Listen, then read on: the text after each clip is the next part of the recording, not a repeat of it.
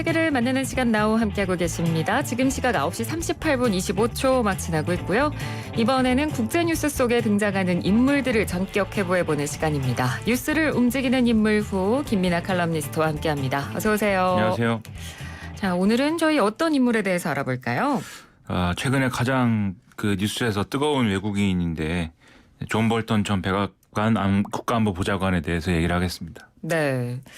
한동안 이 국제뉴스 카테고리에 이 존 볼턴 이 회고록 관련 소식들이 거의 다 덮을 만큼 요즘 굉장히 지금 화제가 되고 있는 회고록, 그리고 이 회고록과 더불어서 존 볼턴이 그러면 과연 어떤 사람이냐에 대해서도 요즘 좀 관심이 높아지고 있는 것 같아요.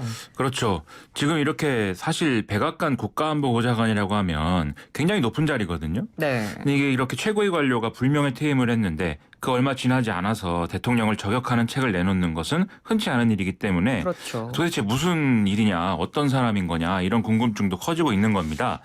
이게 또 트럼프 대통령 시대에 이런 일들이 쭉 일어나고 있는 거 사실인데, 특히 이제 존 볼턴하고 트럼프 대통령은 극과 극이고 만나지 말았어야 될 두 사람이 만나서 이런 상황이 됐다라고 보는 이제 시각이 많은 것 같습니다. 그러니까 만나지 말았어야 될 사람들이 만나서 결국 일이 이렇게, 그러니까 사단이 난 거다. 이런 그렇죠. 거죠? 그렇죠. 둘 다 이제 유별난 사람이라는 건데요. 네. 트럼프 대통령이 이상한 사람이다, 이건 잘 알려져 있지 않습니까? 네. 우리가 더 얘기할 필요도 없는 건데, 어쨌든 이게 이제 기성의 해법에 얽매이지 않고 아무렇지도 않게 이제 파격적인 행보를 하는 사람이다, 이런 점을 보여주면서 그렇게 이제 행보를 할 때의 기준은 오로지 이제 자신의 정치적 유불리다. 이거 우리 잘 알고 있는 사실이죠. 예. 이제 존 볼턴 역시 파격적인 행보를 통해서 뭔가 이제 항상 파장을 일으키는 이런 인물입니다. 근데 이제 기성의 해법을 극단적인 수준까지 밀어붙이면서 자신의 어떤 기준을 선악에 기초한 세계관, 이런 것에 맞추고 있다라는 게 이제 트럼프 대통령과의 차이인 건데요. 좀 요약하면은 한쪽은 좀 장사꾼에 가까운 것이고, 네. 다른 한쪽은 수도사에 가까운 그런 상황이다. 이게 이제 비극의 근원이었다, 이렇게 볼 수가 있다는 겁니다. 그러니까 그 수도사라는 비유라는 거는 그러니까 좋은 쪽으로 비유하는 건 아니죠. 그렇죠. 이게 뭔가 이념에 충실한 인물이고 그런 자기 세계관에 정확히 들어맞는 행동이 아니면은 안 한다, 이런 뜻인데요. 그러니까 시작부터 끝까지 존 볼턴은 극단적인 세계관에 충실한 이런 인물이었습니다. 예. 그러니까 존 볼턴은 1948년에 이제 노동자 계급의 아들로 태어났는데 아버지 소방수였고 어머니는 전업주부였거든요. 그러니까 이 사람이 볼티모어에서 태어났는데 그 동네에 이제 흑인들이 많이 살았음에도 불구하고 굉장히 이제 백인 노동자 계층이 전형적으로 갖고 있는 그런 좀 인종차별적 의식이랄까요, 이런 거를 갖고 이제 자랐다고 합니다. 그리고 1964년에 이미 공화당 후보로 대선에 나선 베리 골드워터의 어떤 지지 활동을 할 정도로 일찍부터 이런 보수주의에 눈을 뜬 사람이다라는 건데요. 네. 이 베리 골드워터라는 사람은 같은 공화당이 어떤 아이젠하워 행정부하고 대립을 하면서 초기 이 신보수주의의 어떤 대표적인 인물이다라고 이제 하는 그런 사람입니다. 그래서 당시에도 크렘린이나 또는 이제 베트남 국경 이런 좀 민감한 어떤 지역에 핵미사일 폭격을 하자든지, 또는 큰 정부에 반대해야 된다면서 복지 축소를 요구한다든지 이런 행보를 하면서 강경파적 인물이다라는 평가를 받고 있었거든요. 예. 근데 상대였던 이 민주당의 린든 존슨이 데이지 걸이라는 이름의 광고로 이 베리 골드워터의 호전적 성향을 선거전에서 공격을 하면서 대선에서 패배를 해서 이제 정계에서는 사실상 의미가 없어진 이런 인물이었다는 거죠. 그렇군요. 근데 이 데이지걸 광고가 뭔데 대선에서 패배를 하게 만든 건가요?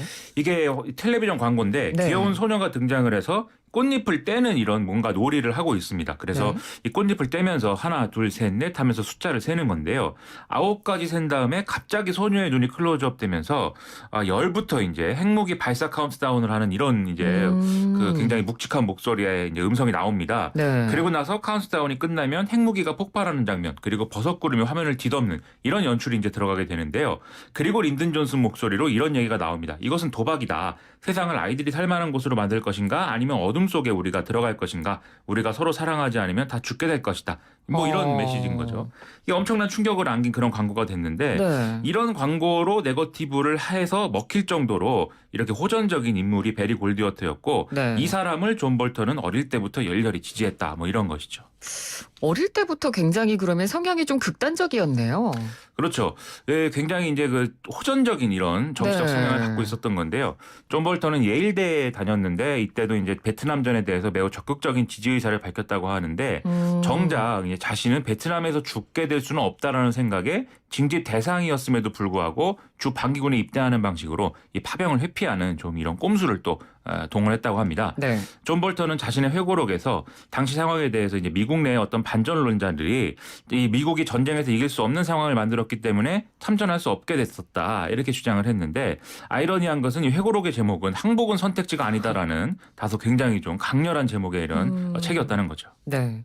지금까지 이제 좀 살아온 과정들을 쭉 들어봤을 때는 과연 이 사람이 그러면 정치 임무는 어떻게 하게 되는 건가? 그 계기가 또 궁금해지네요.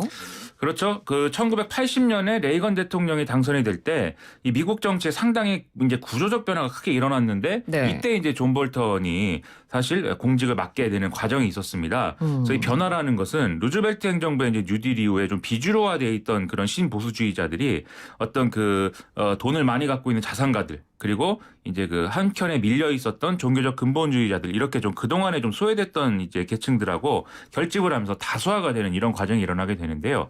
이 신보수주의의 지지자로서 우파 싱크탱크에서 일하던 존 볼턴도 이 레이건 행정부에서 법무부 차관보 등으로 공직자 경력을 이때부터 이제 쌓기 시작했던 거였습니다. 네. 그리고 나서 이제 아버지 부시 때부터 국무부에서 이제 역할을 하기 시작하는데요. 결정적으로 아들 부시 정권 때 이 신보수주의자들이 이른바 네오콘이라고 불리게 되고 다시 이제 득세를 하면서 국무부의 이제 군축 및 국제안보 담당 차관 그리고 유엔 주재 미국 대사 이렇게 좀 요직을 거치면서 중요한 사람으로 이제 각인이 된 거죠. 네.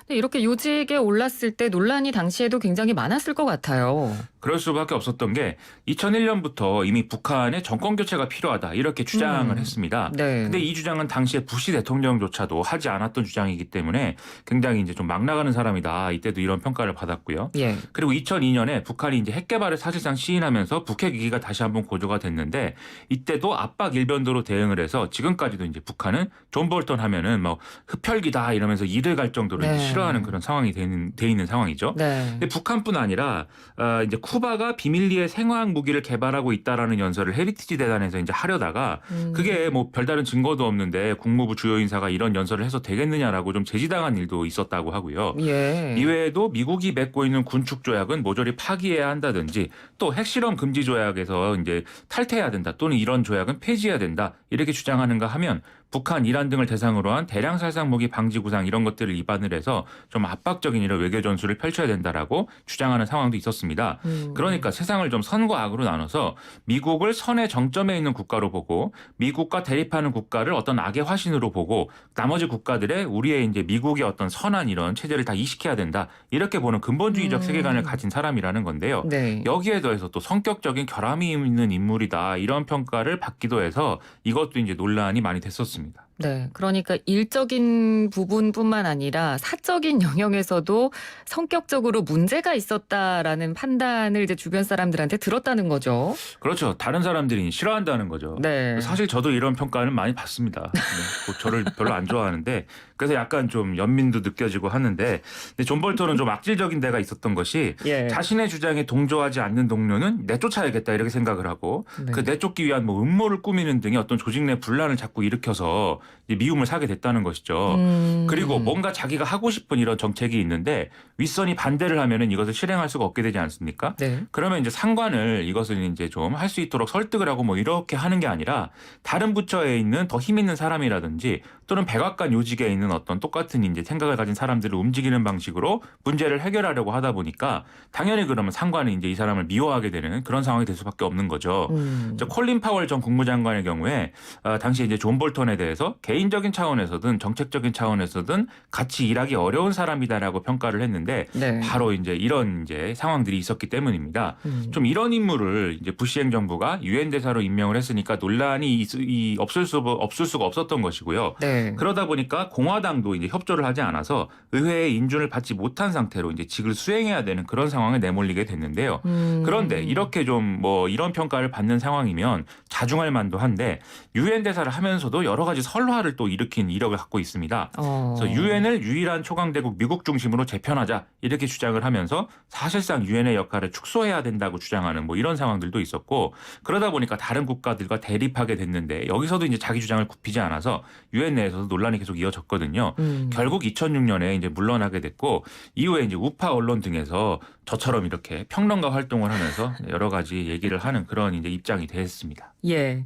그러니까 뭐 조직 내에서 이런 사람이 있으면 문제가 되는데 이제 공직 내에서 또 이런 분란을 일으킨다면 더더욱 문제가 될 수밖에 없었을 텐데요. 근데 이 아들 부시 행정부가 존 볼턴을 또 다시 중용을 하잖아요. 그렇죠. 네. 이게 이제 당시에 존 볼턴과 똑같은 이제 생각을 하는 사람들이 행정부를 주무르고 이제 있었던 상황인데 딕 체니 부통령 그리고 도널드 럼스펠드 국방장관, 콘돌리자 라이스 국가안보 보좌관 등이 대표적인 인물들이었습니다. 네. 이들은 대외적인 어떤 강경책을 펴박아는 것을 넘어서 아예 전쟁을 수행하기 위해서는 이 사실을 왜곡해서 국민을 속이는 일도 사실 필요하다 이렇게 생각하는 사람들인데요.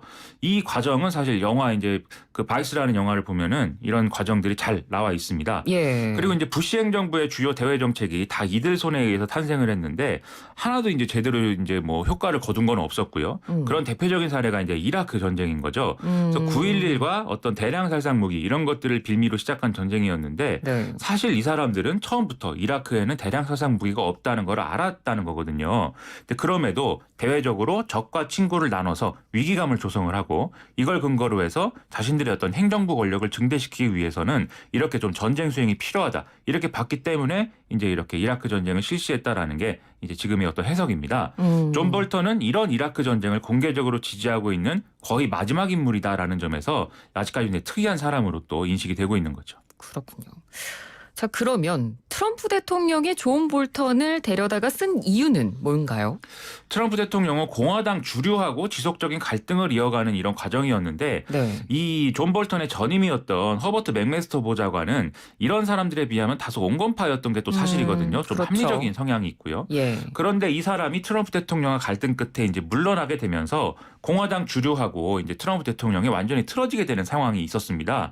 이후에 이제 트럼프 대통령은 공화당 주류가 아니면서 대외적으로는 특히 북한에 좀 강경한 시그널을 줘서 협상을 유리하게 좀 이끌 수 있는 이런 사람을 데려다가 써야겠다라고 생각을 하게 됐는데 공화당 주류와 가까우면서도 유일하게 이제 트럼프 대통령을 지지했던 이런 인물들 중에 이제 존 볼턴이 있었던 것이죠. 그래서 존 볼턴에게 후임을 맡기면서 좀 다른 국가들에게 내가 이렇게 좀 과격한 사람을 이렇게 좀 대외적으로 임명했다라는 걸 보여주면서 이제 협상에서 좀 우위를 확보하려고 했던 그런 맥락이 있었던 겁니다. 예. 하지만 또 많은 사람들은 존 볼턴이 앞서 이제 언급했듯이 조직 내에서 불화를 일으키는 성향이 있기 때문에 이거 오래 못 갈 거다 이렇게 봤거든요.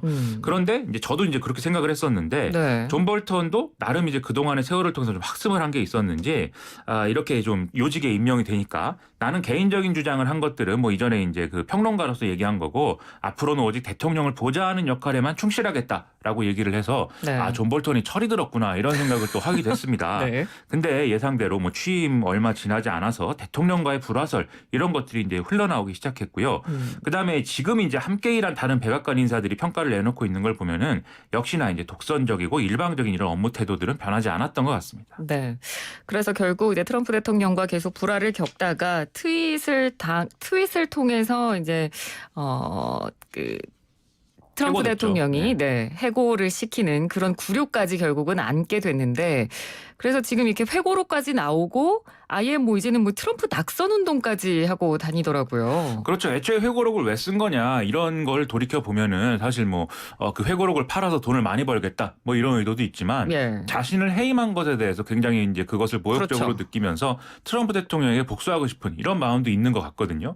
그리고 이제 자기가 옳았다라는 사실을 또 증명하고 싶은 마음도 있는 것이죠. 트럼프 대통령과 갈등 끝에 내가 이제 쫓겨났지만 내가 옳았던 것이고 트럼프 대통령이 틀렸던 거다. 이걸 증명하기 위해서 이제 책을 쓴 것이고 네. 그 연장선에서 그러면 트럼프 대통령이 지금 재선에 도전하고 있는데 이 존 볼턴이 어떤 입장을 취해야 되겠습니까? 트럼프 대통령이 재선이 돼서는 안 된다. 이런 주장을 해야 되겠죠. 그렇죠. 그래서 지금 트럼프 대통령이 재선이 되는 것은 미국에게는 큰 위협이다. 이런 주장을 막 방송에서 하고 다니는 중인데요.